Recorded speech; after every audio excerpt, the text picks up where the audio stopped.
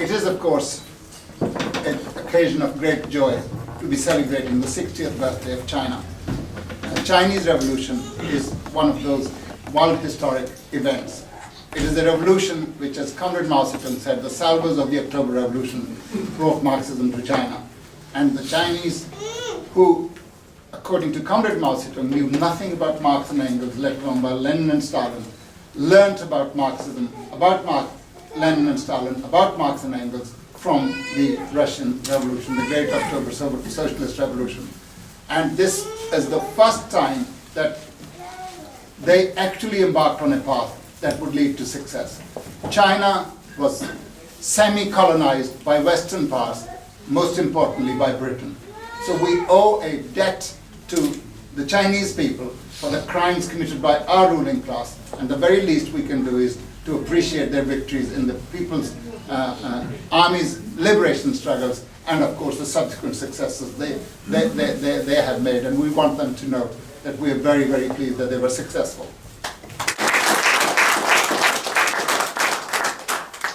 It makes me absolutely sick when I hear the hypocrites of the British ruling class trying to run down China, that China hasn't got human rights. Well, China has far greater human rights than Britain ever allowed either the residents of Hong Kong or the people of China when they were controlling parts of China. They used to run riot in China. They collaborated with every other imperialist power, including Japan, in subjugating China.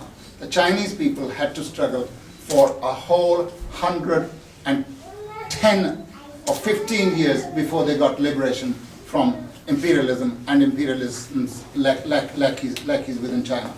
So when the Chinese people are told that you don't know what human rights are, Chinese people have won their human right to rule themselves, to actually guide their own affairs, to conduct their own internal affairs, after a very, very long and arduous struggle in which millions of people lost their lives. And their victory was hard won. So when Comrade Mao Zedong stood up in Tiananmen Square on the day of liberation, 1st of October 1949, and said, Chinese people have stood up, it really was something that reverberated throughout the world, but particularly throughout Asia. Because the Chinese Revolution is an extension of the Great October Revolution into the vast continent of Asia. It has taught people how to fight for liberation. And although guerrilla warfare is no invention of the Chinese, it was being practiced elsewhere long before.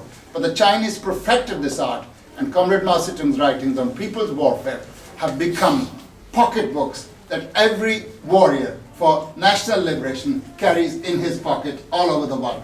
It is something, it is a science of warfare which has created an equal field. Imperialism can have all its air forces, its cruise missiles, its drones, its aircraft, its navies, its armed forces, and the most up-to-date technology, but they cannot win against peasants wearing flip-flops and wielding an AK-47 and waging a people's war.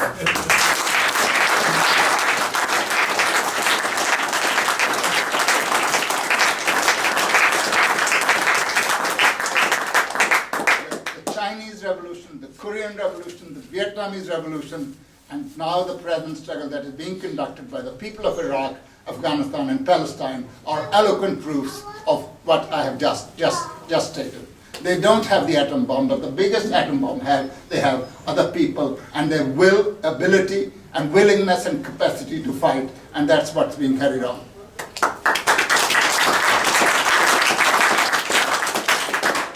And that's why, as one of our speakers, George Galloway, is here today, because he appreciates that fight and he supports that fight. It doesn't make him popular with the ruling class, but it doesn't half make him popular in the Middle East, in the wider world. And that is really the accolade that anybody in public life should be seeking. Not to be on the side of those whose hands are stained with the blood of the oppressed people and the working class here, but people who are fighting for the liberation of humanity.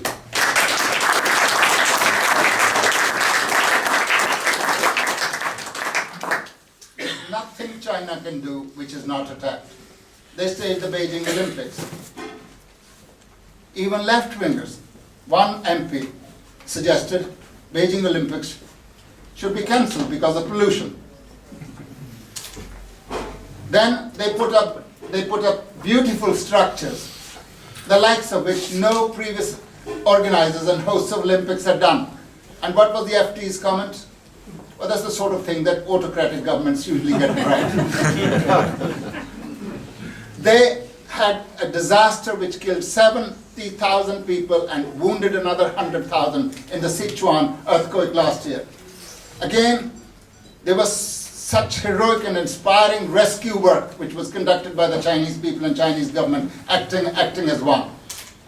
FT's cynical comment was, that's the sort of thing authoritarian governments always manage to do. Well, obviously, by those standards, the most democratic government in the world must be the American government, because after Hurricane Katrina, they have up to now not been able to sort that out.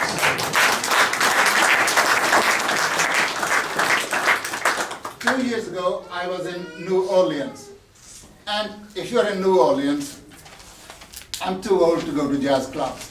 So, so I took a taxi and I told my taxi driver, who was an Egyptian, take me A, to a former slave plantation, and B, take me to the damage done by Hurricane Katrina. And I could see that 2 years after the event, there were still cars on top of houses. There were houses devastated. They all belonged to poor people, 95% of them black people. And they were not clearing because it's a juicy piece of real estate and people can make money out of it.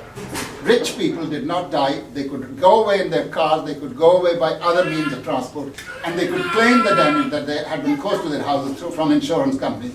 Poor people don't even have the money to pay an insurance premium. So that's precisely what happened. So if America is democratic and China is autocratic, I would say a little less of democracy and a bit more of authoritarianism, please. That's what that is.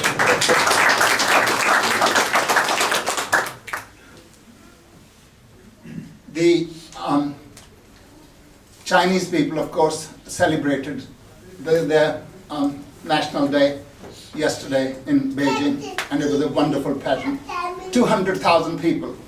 And there's carping criticisms that the residents of Beijing were not allowed to go there.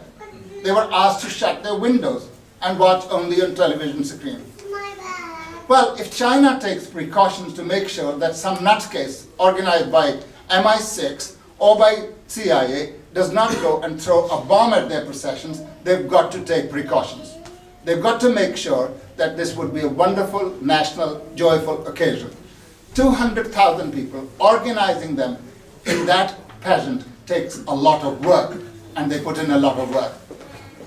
What do the British security forces do?